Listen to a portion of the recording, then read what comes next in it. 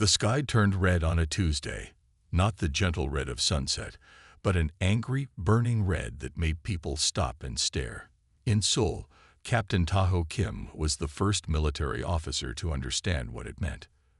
"They're here," he said into his radio, his voice steady despite the fear in his chest. "Alert all units."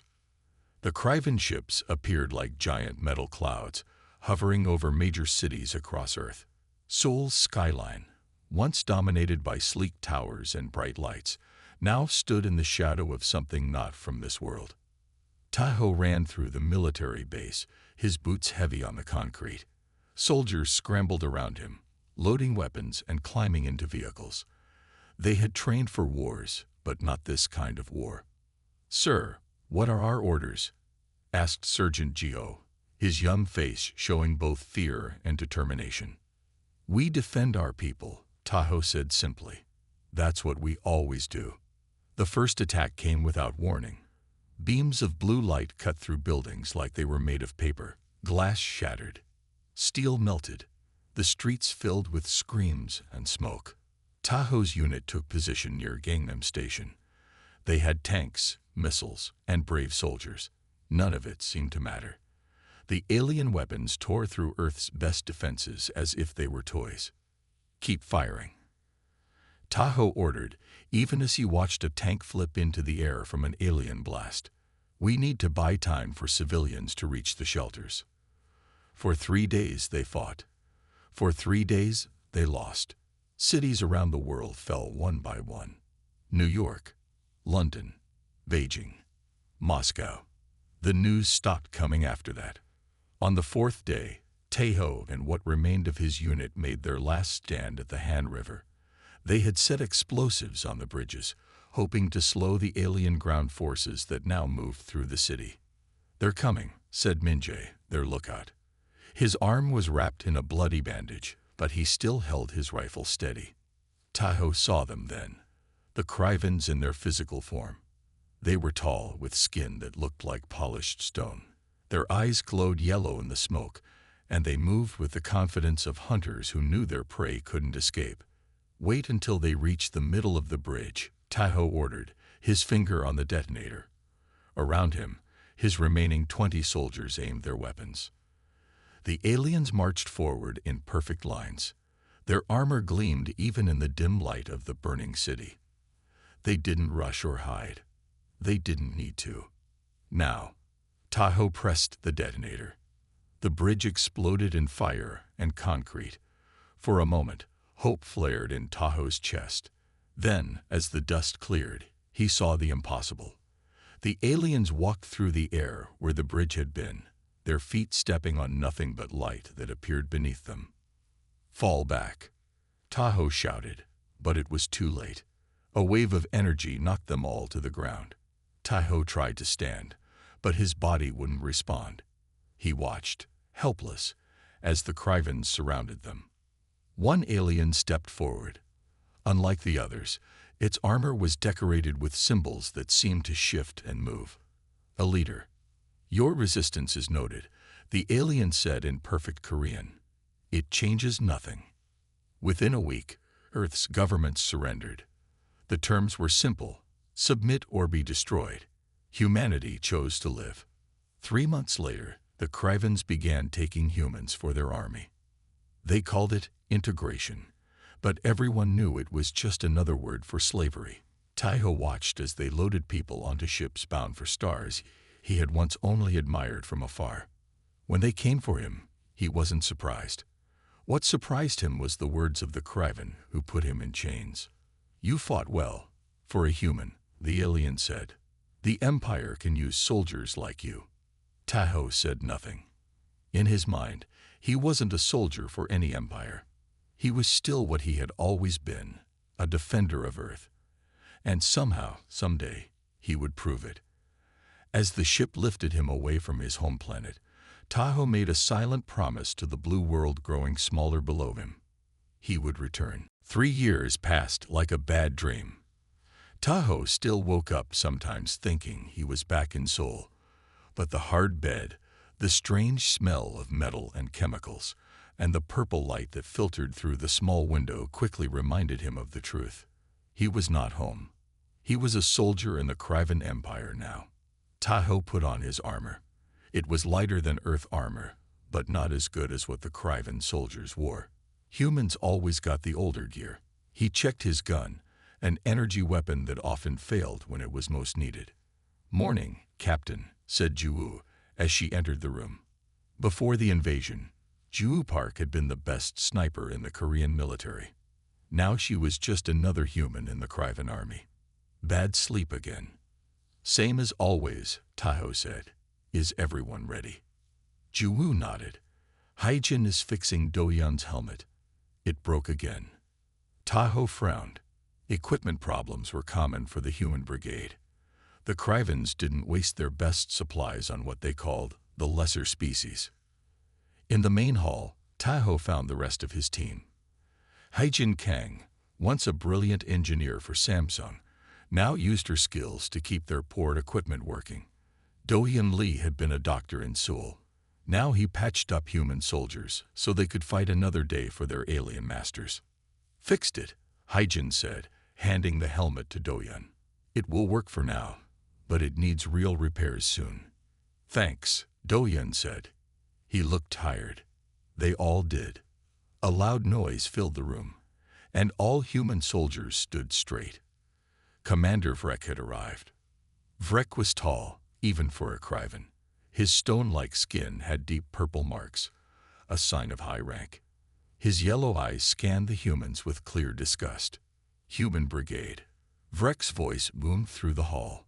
"Today you have the honor of serving the Empire on a new mission." No one spoke. There was no honor in these missions, only danger. "The planet Cerritos IV has been added to our empire," Vrek continued. "Some foolish locals still resist. You will help bring order." What Vrek meant was that humans would be sent first into dangerous areas. If they died, the Krivans would know where the traps were. "The ship leaves in 1 hour," Vrek said. "Be ready. And try not to embarrass yourselves this time." As Vrek left, the humans relaxed slightly. "Another day, another chance to die for our alien overlords," Ju said quietly. "We don't have a choice," Tahoe reminded her. "Not yet." That word, "yet," was important. It meant Tahoe hadn't given up hope. Some humans had. They accepted their place in the Krivan Empire. Not Tahoe. Not his team. On the ship to Cerritos IV, Tahoe sat with his team in the human section. It was crowded and uncomfortable. Through a small window, they could see the Krivan soldiers in their area, spacious, with good food and comfortable seats. "Look at them," a Krivan guard laughed, pointing at the humans. "So small and soft. How did they ever build a civilization?" "I heard they need to sleep 8 hours every cycle," another guard said. "Imagine wasting that much time being unconscious." Tahoe ignored them. He had learned to control his anger. It was a skill that kept him alive. "What do you think Cerritos IV is like?" Haijin asked, trying to change the subject. "Probably hot and miserable," Do-Hyun said. "They always send us to the worst places." The ship jumped to faster than light speed, and the stars outside the window blurred. Tahoe closed his eyes. In his mind, he saw Earth as it once was, beautiful, free, and his home.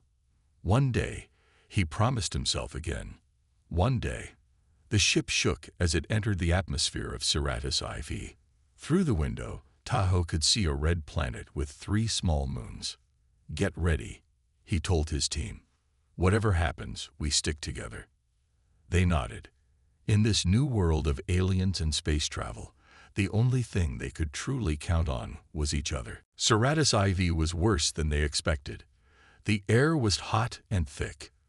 The gravity was slightly stronger than Earth's, making every step feel heavy.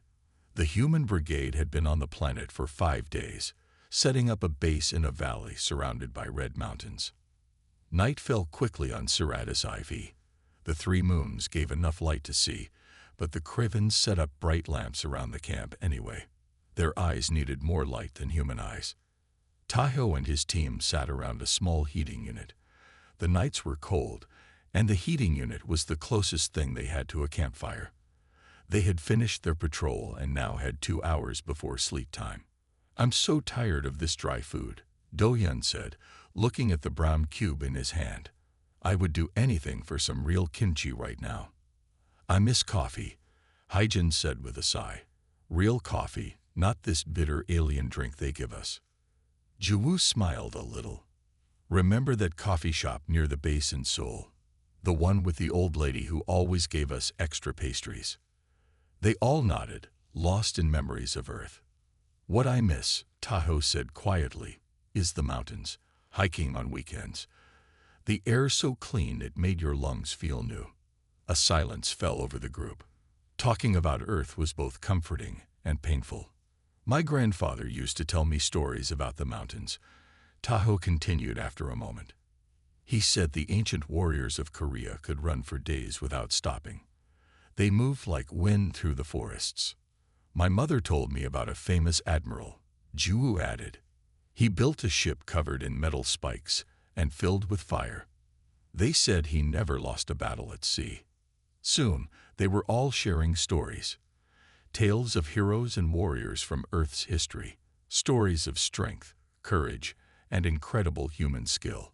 For a little while, they forgot where they were. "And the divers on Jeju Island," Hyejin was saying.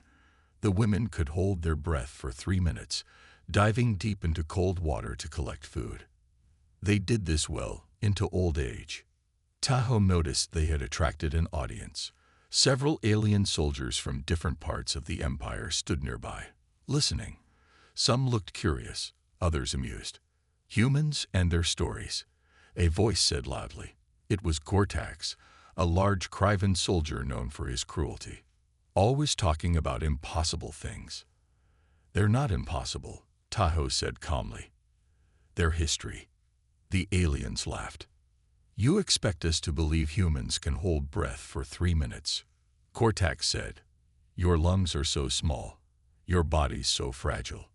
"It's true," Hyejin insisted. "There were many who could do it." Another alien, thin with blue-tinted skin, stepped forward. "I've studied your planet's broadcasts. Your Olympic Games showed your physical limits. None match even the children of my species." "The Olympics didn't show our limits," Tahoe said. "They showed our starting point. Humans are always pushing beyond what seems possible." The laughter grew louder. More aliens joined the group, drawn by the noise. "Tell us another fantasy," one called out. "Tell us humans can fly without ships." Before Tahoe could respond, the crowd parted. Commander Vrek walked toward them, his yellow eyes bright in the dark. "What is this gathering?" he demanded. "Just humans telling tall tales, Commander," Gortax said with a sneer. "They claimed their weak species performed great physical feats." Vrek looked at the humans with contempt. "Primitive species always create myths to feel better about their limitations. It's sad, really." He turned to face all the gathered soldiers. "The human capacity for self-deception is matched only by their capacity for failure. Remember that when you hear their stories." With those words, he walked away. The alien soldiers dispersed, still laughing. "Don't let it bother you," Tahoe told his team when they were alone again. "They don't understand us." "Will they ever?" Do-hyun asked. Tahoe looked up at the unfamiliar stars. "Maybe someday they'll have to." None of them knew how soon that day would come. The next morning, the human brigade was sent to patrol the eastern hills of Saravis IV. The local people, tall beings with 4 arms and skin like tree bark, watched them from a distance. They had surrendered to the Krivan Empire a month ago, but tension still filled the air. "Stay alert," Tahoe told his team. "The locals might not attack, but this terrain is dangerous." They walked for hours under the hot sun. Their water supplies ran low faster than expected. The Krivans had given them old maps that didn't show all the deep cracks in the ground or the patches of quicksand-like soil. By midday, Do-hyun was struggling.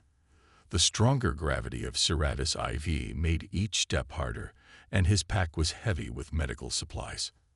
"I'm fine," he insisted when Tahoe offered to take some of his load. "I can keep up." But an hour later, Do-hyun stumbled and fell hard on the red dirt. Tahoe helped him up, noticing how the medic's face had gone pale under his helmet. "We need a short break," Tahoe said into his radio. "Negative," came the reply from Commander Vrek. "Stay on schedule. We are monitoring your progress." Tahoe saw the small drone hovering above them. The Krivens were watching. "Just 5 minutes," Tahoe requested. "Humans and their weakness." Vrek's voice was cold through the radio. "Continue moving." Now, they had no choice but to keep walking. Jiwoo helped Do-hyun, letting him lean on her while they walked. By the time they returned to the base, Do-hyun could barely stand. The Kriven soldiers were waiting for them, gathered in a half-circle. Commander Vrek stood in the center, his tall figure casting a long shadow in the setting sun. "Human Brigade," he said loudly as they approached. "Your performance today was pathetic." Tahoe stepped forward. "Sir, the conditions were—" "Silence," Vrek shouted. The conditions were the same for everyone, yet only the humans failed to maintain pace. He pointed at Do-hyun, who was now sitting on the ground, breathing hard. "This one in particular is a disgrace. A Kriven child could carry twice the load across twice the distance." The alien soldiers laughed. Do-hyun looked at the ground, his face red with shame. "Perhaps the problem," Vrek continued, "is that you believe your own myths. You think you are special, but you are not. You are the weakest species in the Empire's forces." Tahoe felt anger building in his chest, but he kept his face calm. Showing emotion to the Krivens was always a mistake. "With respect, Commander," he said carefully, "humans have strengths that aren't immediately obvious." Vrek's yellow eyes narrowed. "Is that so? Perhaps you would like to prove this claim." The commander walked in a circle around Tahoe, looking him up and down like a buyer inspecting goods at a market. "I propose a challenge," Vrek said finally. 3 tests against my champion, Gortax. If any human can pass them, I will grant your brigade better equipment." Gortax stepped forward, his massive body towering over Tahoe. The Kriven soldier was nearly 7 feet tall, with arms thick as tree trunks. "And if we lose?" Tahoe asked. "Then you admit, publicly, that human legends are lies, and your brigade will take double patrol shifts for the next month." The other aliens watched with interest. Some were already placing bets, laughing at the idea of a human winning any test against Gortax. Jiwoo came close to Tahoe. "Don't do it," she whispered. "It's a trap. They'll make the tests impossible." Haijin and Do-hyun looked worried too. They knew Vrek would never offer a fair challenge. But Tahoe saw something else. He saw a chance. For 3 years, the humans had been pushed down, treated like they were nothing. Maybe it was time to push back. "I accept," Tahoe said. A murmur ran through the crowd. Even Vrek looked surprised for a moment. "You?" The commander laughed. "Not your sniper or your engineer." "Me," Tahoe confirmed. "Very well," Vrek said with a cruel smile. "The tests begin tomorrow at first light. I suggest you prepare yourself for failure, human." As the aliens walked away, Tahoe's team gathered around him. "Have you lost your mind?" Haijin asked. "Gortax is genetically enhanced for combat." "I know what I'm doing," Tahoe said, though he wasn't entirely sure that was true. Later that night, as they sat in their quarters, Haijin approached Tahoe with a datapad. "I've been researching your file," she said quietly. "Why didn't you tell us?" "Tell you what?" Tahoe asked. "That before you were a soldier, you were an Olympic athlete." The first sun of Siratis IV was barely over the horizon when Tahoe walked to the testing grounds. He had slept little. After Haijin discovered his past, he had to explain to his team why he had kept it secret. "I was training for the Olympics when the invasion happened," he had told them. "Running was my life before I joined the military to fight the Krivens." Now his team stood at the edge of the crowd, watching with worried faces. Hundreds of alien soldiers had gathered to see the human fail. Commander Vrek stood in the center of a large circle drawn in the red dirt. Next to him was Gortax, already dressed in light running gear. The big Kryvan was stretching his muscles, which rippled under his stone-like skin. The first test is simple, Vrek announced as Tahoe approached. An endurance run across the desert basin and back, 20 miles total, carrying standard field packs. Murmurs spread through the crowd. 20 miles was a long distance even without the heavy packs. On Ceratus IV, with its stronger gravity and thin air, it would be brutal. A Kryvan soldier handed Tahoe a pack. It was much heavier than standard. "This isn't regulation weight," Tahoe said. Vrek smiled coldly. "The weight is the same for both of you. Do you forfeit already?" Tahoe checked the pack. It contained extra water tanks, filled to the top. The Kryvans needed less water than humans. It was a clever way to make the test harder for him. "No," Tahoe said, putting on the pack. "I'm ready." The two contestants stood at the starting line. The course stretched out before them, a harsh path across a desert basin to a red rock formation in the distance, and back. "Begin," Vrek shouted. Gortax took off at a fast pace. Tahoe did not try to match him. Instead, he set a steady, even rhythm. His feet found a pattern on the hard ground. Left, right, left, right. His breathing settled into a similar pattern. 2 steps breathing in, 2 steps breathing out. In his mind, Tahoe was back on Earth, training in the mountains near his hometown. His grandfather had taught him how to run long distances when he was just a boy. "The secret is not in your legs," his grandfather had said. "It is in your mind. Your body will want to stop. Your mind must say no." Gortax was far ahead now, just a small figure near the halfway point. The alien soldiers cheered for their champion. Some were already laughing at the human, who seemed to be losing badly. The sun climbed higher. The heat became intense. Sweat poured down Tahoe's face and back, but he kept his pace steady. He did not waste energy looking at Gortax. The race was not against the Kryvan. It was against himself. Tahoe reached the halfway point as Gortax was already heading back. The big alien looked strong, but Tahoe noticed something. Gortax was breathing hard through his mouth. He had started too fast. On the return journey, the full heat of the day beat down on them. Tahoe felt his muscles burning. The pack dug into his shoulders. His throat was dry despite carefully sipping water. He remembered the stories of ancient Korean messengers who ran for days to deliver important news. He thought of marathon runners who pushed through pain to reach the finish line. When Tahoe was 5 miles from the finish, he saw Gortax in the distance, already crossing the line. The aliens cheered. The test was over. The human had lost. But Tahoe kept running. His team watched in silence as he maintained the same steady pace. Other aliens began to notice.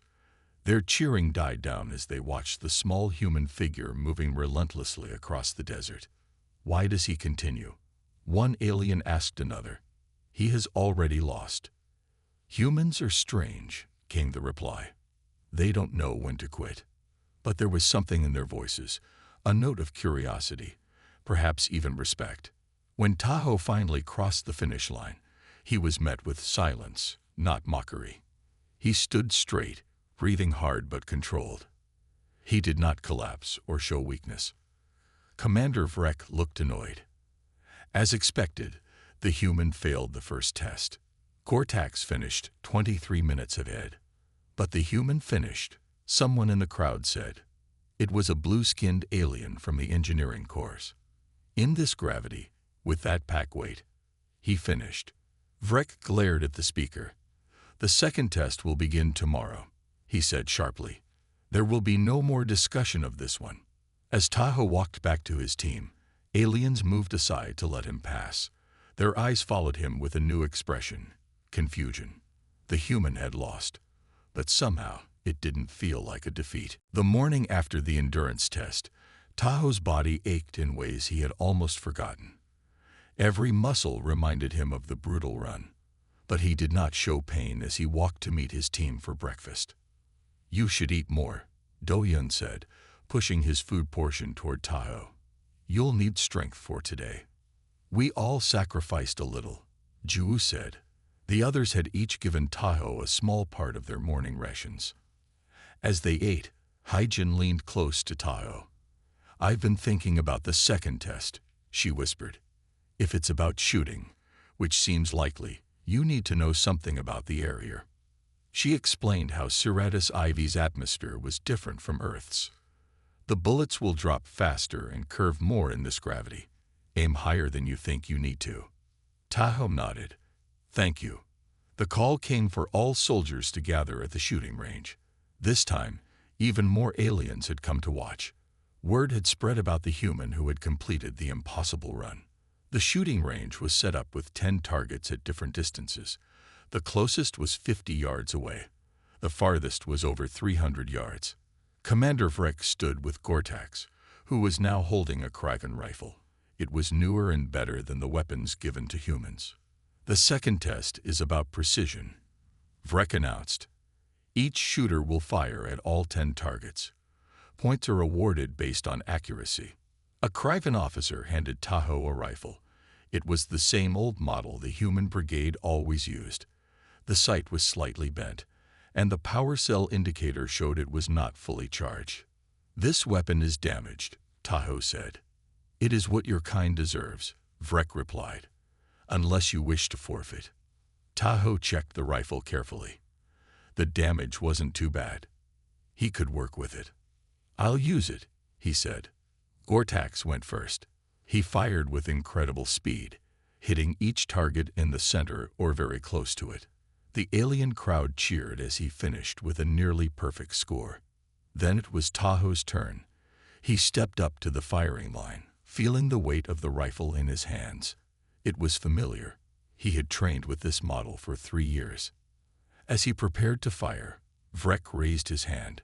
"Wait," the commander said. "I forgot to mention one detail."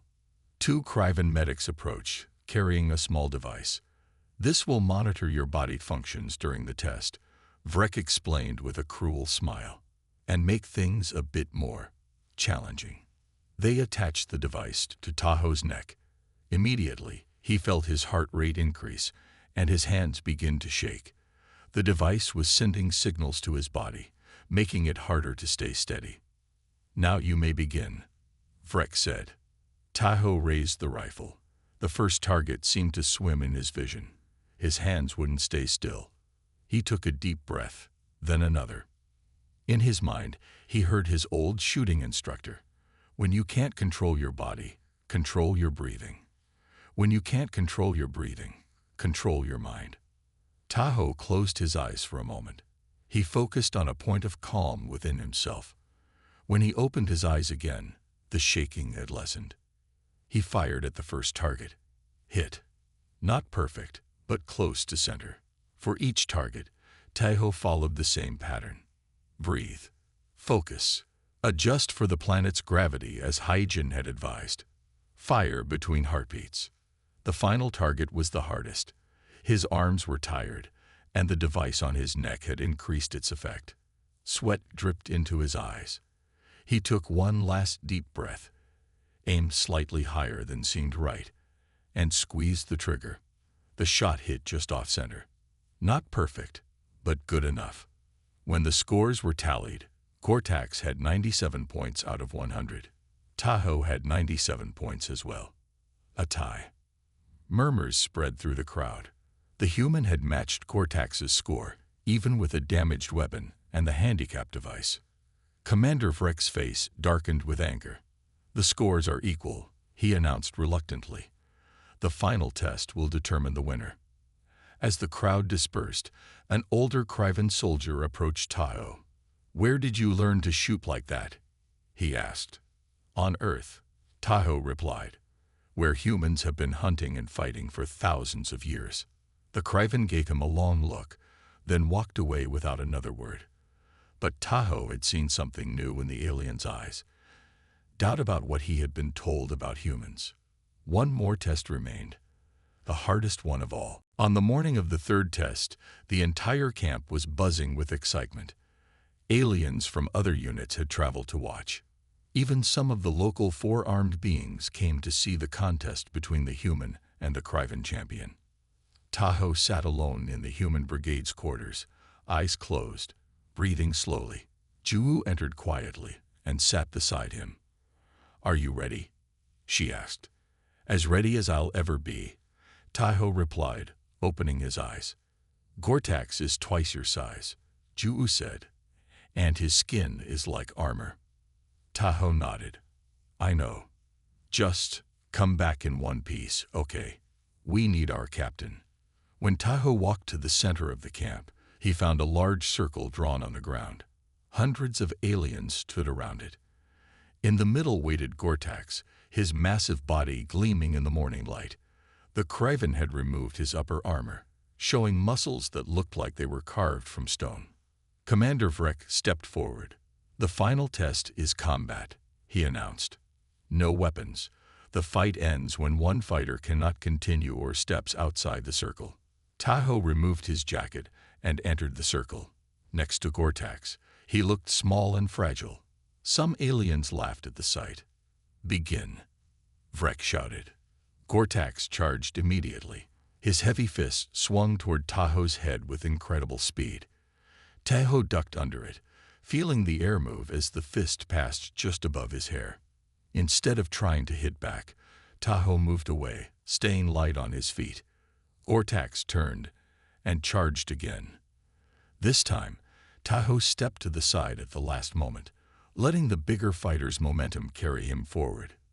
"Stand and fight, coward," Gortax roared. Tahoe didn't respond. He continued to move, studying how Gortax fought.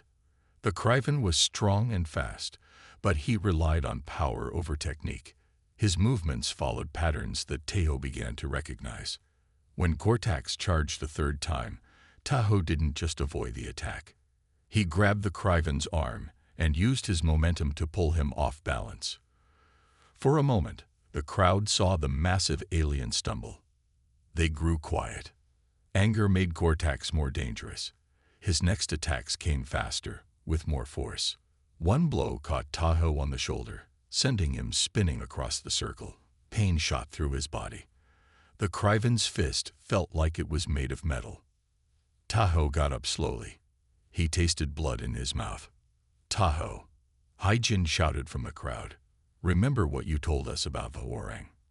The Hwarang, ancient Korean warriors who had trained body and mind to overcome stronger enemies. Tahoe's grandfather had told him stories of their techniques when he was a child. As Gortax approached again, Tahoe didn't back away.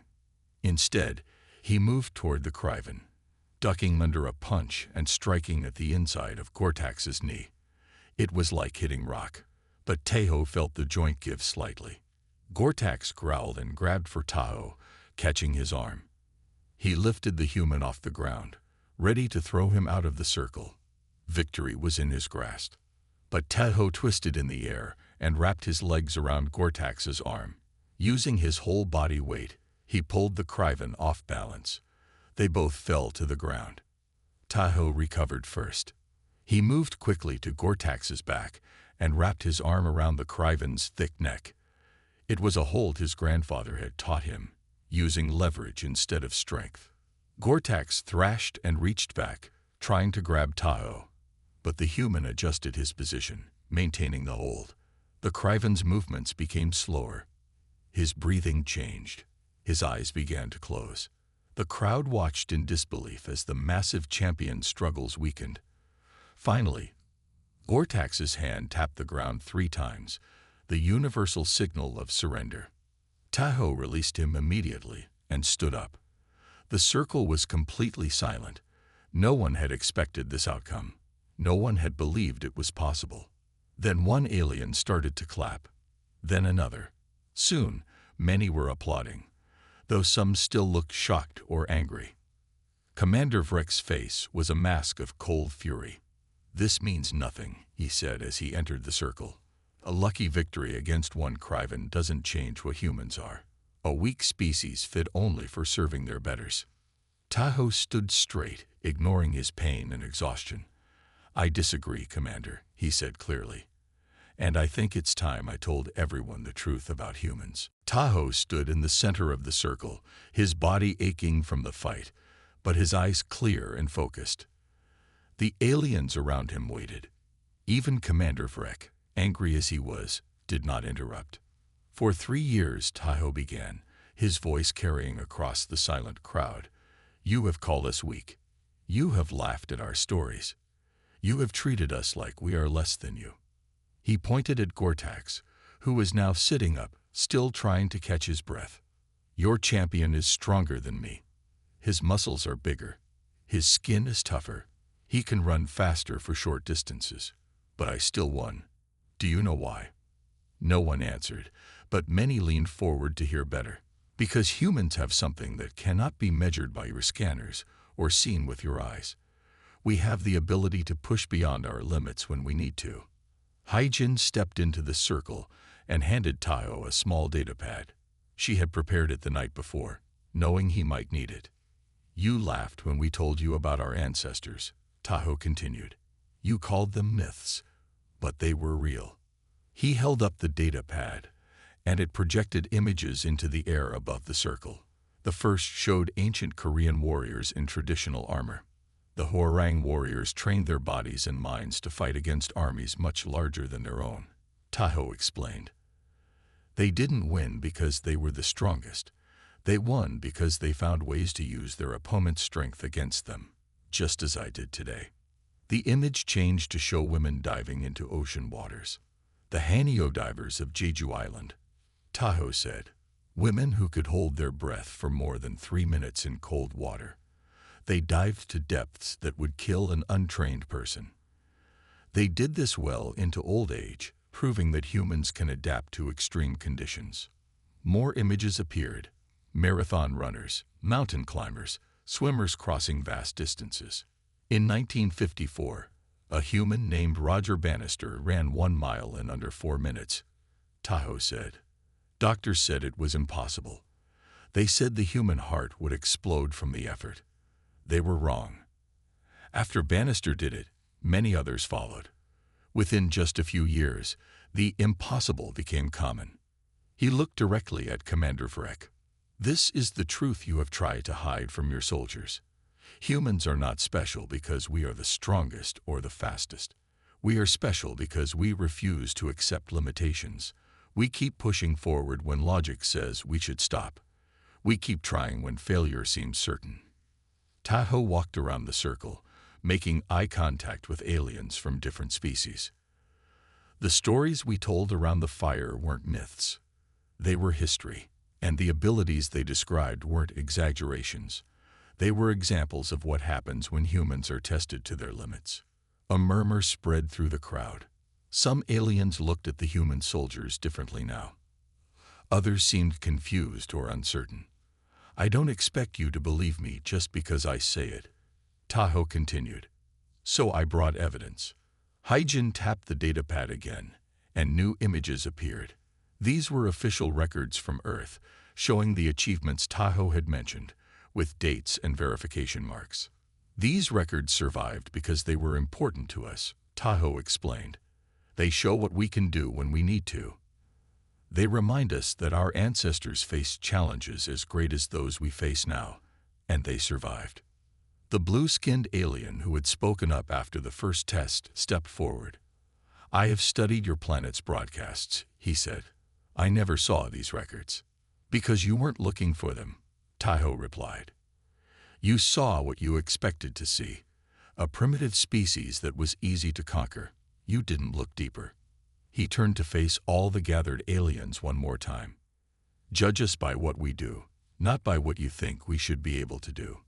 The human you mock today might save your life tomorrow." As Tahoe finished speaking, something strange happened. A Kryvan soldier near the back of the crowd began to clap slowly. Others joined, until many were applauding, not mockingly, but with a new respect. Commander Vrek's eyes burned with anger, but even he could not deny what everyone had seen today. A human had defeated their champion fair and square. "The challenge is complete," Vrek said coldly. "You will receive better equipment as agreed. Nothing more." As the commander walked away, Tahoe knew this was just the beginning. Something had changed today, not just for him, but for all humans in the Kryvan Empire. The next morning, Tahoe and his team reported to the supply depot. The Kryvan officer there looked uncomfortable as he handed them new equipment. "By order of Commander Vrek," the officer said stiffly. The humans received newer rifles, better armor, and communication devices that actually worked. Their food rations were upgraded too, not to the level of Kryvan soldiers, but much better than before. "He actually kept his word," Ju said, surprised, as they walked away with their new gear. "He had to," Hyjin replied. "Too many witnessed the challenge. If he broke his promise, it would damage his honor." Tahoe was quiet. The victory felt good, but he knew it was just one small step. Humans were still considered lower than almost every other species in the Kryvan Empire. As the days passed, Tahoe noticed small changes. Alien soldiers no longer laughed openly at the humans. Some even nodded respectfully when they passed. During patrols, other units sometimes shared information with the human brigade, something that had never happened before. One evening, as Tahoe's team ate dinner, a group of aliens from different species approached their table. "May we join you?" asked the blue-skinned alien who had spoken up after the first test. His name was Zentar. Tahoe nodded, and the alien sat down. "I have been thinking about what you said," Zentar continued, "about judging based on actions, not expectations." "And?" Ju asked. "I checked the records of human performance in all brigades across the Empire," Zentar said. "What I found was surprising." He showed them a data pad with charts and figures. "Humans have the lowest equipment failure rate of any species," he explained. "You maintain your gear better, even when it's poor quality. You also have the highest completion rate for difficult missions." Do-young smiled slightly. "We're used to making do with less." "Exactly," Zentar said. "And that is not weakness. That is adaptation." Word of Tahoe's victory spread through the Kryvan forces. Other human brigades heard the story, passed along by alien soldiers who had witnessed it. Small acts of resistance appeared, humans performing better than expected, proving their worth in different ways. On a patrol 2 weeks after the challenge, Tahoe's team encountered a group of local rebels. The 4 armed beings attacked from hiding, targeting the Kryvan soldiers first. In the chaos, Tahoe saw a young Kryvan officer fall, hit by 3 poison darts. Without hesitation, Tahoe ran to help. He dragged the officer to safety while Ju provided covering fire. Do-hyun treated the poison wounds while Hyjin set up a defensive position. When reinforcements arrived, they found the human team had not only survived, but had saved the Kryvan officer's life. That night, many aliens visited the human quarters to thank them. The young officer's father, a high-ranking commander in another battalion, sent a message of gratitude. "Things are changing," Hyjin said as they sat together later. "Slowly, but they're changing." "Not fast enough," Ju said. "Earth is still under Kryvan control. But now we have something we didn't have before," Tahoe told them. "Respect. And respect can grow into more." Far across the galaxy, in the Kryvan Empire's Central Command, a general reviewed reports from various units. "This is the 3rd report this month about unexpected human performance," he said to his aide. "The humans in Squad 87 on Siratis IV, the human technicians on Vega Station who repaired systems our engineers couldn't fix, the human medic on Proxima who saved an entire Kryvan unit from a virus." The general's stone face showed concern. "We may have miscalculated," he said. "If humans can achieve these results with poor equipment and harsh treatment, what could they do if they were properly equipped and trained?" "Should we eliminate them?" the aide asked. The general was quiet for a moment. "No," he finally said. I think we need to reevaluate our approach to Earth and its people. They may be more valuable as true allies than as reluctant servants. He set down the report. Begin a comprehensive reassessment of human capabilities. I want to know everything about this species that we thought we understood. Back on Seratus IV, Tejo stood outside the human brigade's quarters, looking up at the unfamiliar stars. Somewhere out there was Earth, his home. "We're coming," he whispered to the night sky. "Not today, maybe not tomorrow, but someday we're coming home." For the first time in 3 years, he felt something he had almost forgotten: hope.